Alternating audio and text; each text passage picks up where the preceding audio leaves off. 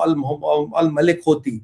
After him, after one or two more guys, all his commanders, all his military leadership was eliminated. और बिल्कुल clear है, Trump ने कहा कि जो भी इनको पैसे देगा उस पर हम टैरिफ लगाने वाले 50% टैरिफ। तो इनको पैसे देने, हथियार देने वाला कोई नहीं, जो हथियार देगा उस पर 50% टैरिफ लगाए। ईरान की नेवी के शिपों की फोटो आई है, आहा, ऐसे सुंदर शिप है, मतलब ना कहना ना कोयला बने हुए शिप पानी में लटकते हुए।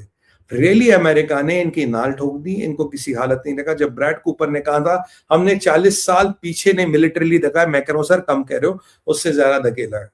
पाकिस्तान फिर वही खेल खेल रहा, पाकिस्तान फिर वही गंदा खेल खेल रहा है कि मैं इनको बुलाऊं, मैं वर्ल्ड लीडर में इसमें आऊं, और जो पीछे अटैक हो रहे हैं, जो पीछे स्प्लिट हो रहा है, क्या पाकिस्तान को नहीं पता है आरजीसी में स्प्लिट है? क्या पाकिस्तान को ये नहीं पता? ट्रंप ग्लोबल रिसेट की बात कर रहा है, क्या पाकिस्तान को ये नहीं पता कि रशियन ऑयल फिर मार्केट में आ गया? क्या मोहम्मद बिन सलमान को ये नहीं पता लग रहा है कि तुम्हारे साथ क्या खेल हो गया सलमान साहब? तुम्हारा 1.5 बिलियन डॉलर्स को ऑयल हिट हो गया दिन में, वहां billions millions of barrels of Russian oil market में आएंगे। अमेरिका में स्टॉक मार्केट बढ़ गए, सेंटिमेंट बढ़ गया, तेलों की कीमत गिर गई, अमेरिका हर तरफ से जीत रहा है।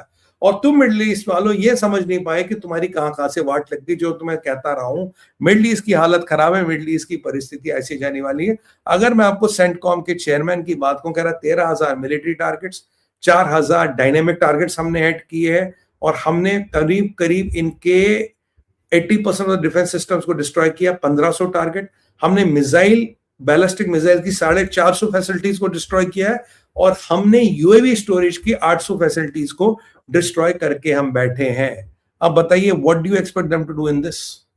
लेबनान में 1000 किलोमीटर का बफर एरिया घोषित कर दिया गया है, और ट्रंप ने बहुत क्लियर इंस्ट्रक्शंस दी है, ये आपका पैरामीटर है, इसके अंदर नेगोशिएट कर सकते हैं। नेटो को लेके आज फाइनेंशियल एक्सप्रेस में भी खबरें आ रही है कि भाई नेटो टूट सकता है, नेटो टूटने के कगार पे। ये मेरा असेसमेंट नहीं है, अमेरिका का मीडिया, यूरोप का मीडिया खुद कह रहा है नेटो की हालत खराब है, they are on the verge of breaking. और यहाँ पे ये सब चल ही रहा, ये फ्रांस के लोगों को इतनी मिर्ची लगी है इजराइल को लेके, ये फिर जहाजों में बैठ के गाजा जा रहे प्रोटेस्ट करने। अब आपकी वो ग्रीटा थनबर्ग कहां से निकल आएगी मुझे नहीं पता।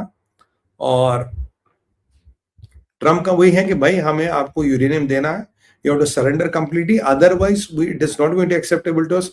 हम आपकी बात नहीं मानेंगे, आपकी वाट लगने वाली है। मुल्ला नईम कसीम को लेके भाई कोई खबर नहीं है, सुनने में अभी तक जिंदा है, अब कब तक जिंदा रहेगा वो तो भगवान ही जाने, but he is a dead man walking, इतना मैं आपको श्योर बता रहा हूं। अरे हाँ, चाइना में एक इंपॉर्टेंट डेवलपमेंट हुई, चाइना मौके पे चौके मार रहा है, क्योंकि ऐसा माना जाता है चाइना ने ईरान को धक्का दिया कि तुम जाके अमेरिका से इसलिए नेगोशिएट करो, नहीं तो जितना भी इन्वेस्टमेंट चाइना की ईरान में थी वो खत्म, ईरान की रिजीम खत्म, फिर तेरी कहानी शुरू हुई, नई स्टोरी बनानी थी। चाइना को तेल नहीं मिल पा रहा ईरान से, समस्या ये है, और कह रहा भैया तुम जाके नेगोशिएट करो क्योंकि हमारी अर्थव्यवस्था बहुत हिट हो रही है।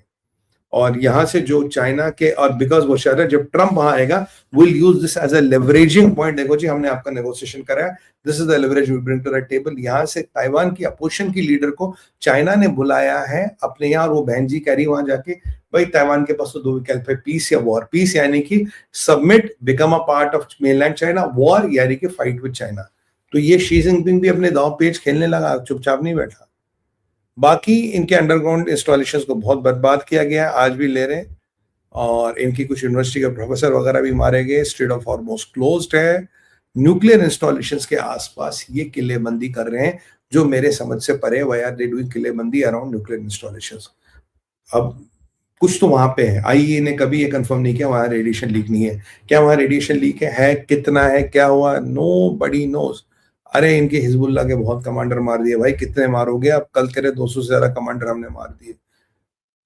ख्वाजा आसिफ को तो झूठे पड़ रहे हैं, ख्वाजा आसिफ का सॉफ्टवेयर अपडेट हो रहा है, स्पेन की वाट लग रही है, और जनरल जमीर कह रहे हैं कि Iran Lebanon is the only battlefield, फिलहाल हम वहां कंसंट्रेट करेंगे। ज़ेलेंस्की भाई खुश हो रहा है, मेरा माल बिक रहा है। एंड व्हाट एल्स, आज दिन का आपको मैं स्कोर बताऊं, जो बड़े कमांडर मारे गए, 15 कमांडर हिजबुल्लाह के आज बड़े, आज दिन में गए, 15 कमांडर्स हैव बीन एलिमिनेटेड। और आईडीएफ अपनी तरह लेबनान से फिक्चर आ रही है, absolute disaster in Lebanon. General Zamir से इट इज वी अंडरस्टैंड, अब ये हमारी लड़ाई है। काफी सारे हिजबुल्लाह के कमांडर बॉस मारे गए। केयर स्टामर अपनी ही दुनिया में रह रहे हैं, ज़ेलेंस्की वेपन सेलमैन बन गया है, जो इनके यूके के जो रशियन सबमरीन यूके के वाटर्स में है, उसको लेके यूके कुछ नहीं करा, पर यूके के डिफेंस मिनिस्टर की नींद टूटी। कहना नहीं नहीं नहीं, देखो नेटो नहीं टूटेगा, नेटो का होना बहुत जरूरी है, और हाँ, अमेरिका के बिना नेटो की ताकत नहीं है। ये पता क्यों बोला? क्योंकि पापा के सबमरीन दिख गए ना वाटर्स में, रशियन सबमरीन दिखे, तो अब कह रहे नहीं नहीं, नेटो के बिना ना हमारी कोई ताकत नहीं है, we want NATO to be there and we want America to be there. क्यों? तुम्हारा केयर स्टार्मर तो कह रहा था हमारी लड़ाई नहीं है, व्हाई शुड वी फाइट, हमें क्या मतलब। और UAE is really getting aggressive, कह रहा भाई ऐसे चीज नहीं चलेगा, अगर स्ट्रेट ऑफ हॉर्मुज नहीं खुलेगी, विल नॉट एक्सेप्ट दैट, ये स्ट्रेट ऑफ हॉर्मुज आपको हमें खोल के देना पड़ेगा। Surprisingly Russian tanker has pass through strait of Hormuz, Chinese tankers are not able to pass through strait of Hormuz. ये भी एक आपको विचित्र बात बताऊं, और इजराइल ने अब बेरूत तक इवैक्यूएशन नोटिस दे दी, बेरूत तक, बेरूत के सबब्स में भी बोल दिया भैया खाली करके जाओ, because we are going to hit you. Reza Pahlavi कह रहा है कि भाई American industrialist are ready to invest in Iran, अगर ये सरकार ये जहादी रेजिम हट जाए तब तक इन्वेस्टमेंट नहीं आएगा। I have talked to lot of people, they are ready to invest in Iran. बाकी स्कॉट बेसन का भी कोई स्टेट वो चलो वो इंपॉर्टेंट नहीं है, व्हाट एल्स, ज़ेलेंस्की छाया हुआ है फॉर हिज ड्रोन सिस्टम।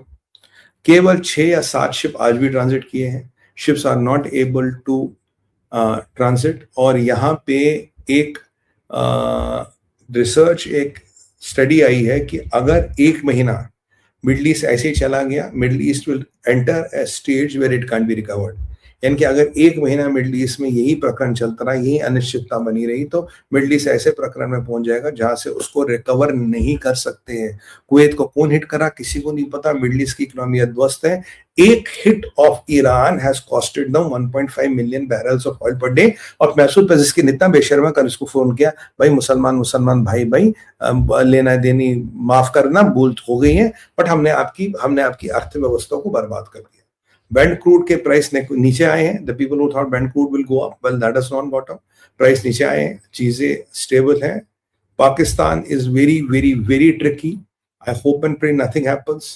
पीछे ईरान की धुनाई हो रही है, ट्रंप ने रशियन ऑयल के सामने हाथ जोड़ लिए हैं, और रशियन ऑयल का सबसे बड़ा सेल्समैन दुनिया में डोनाल्ड जॉन ट्रंप है, ये भी समझिए आप।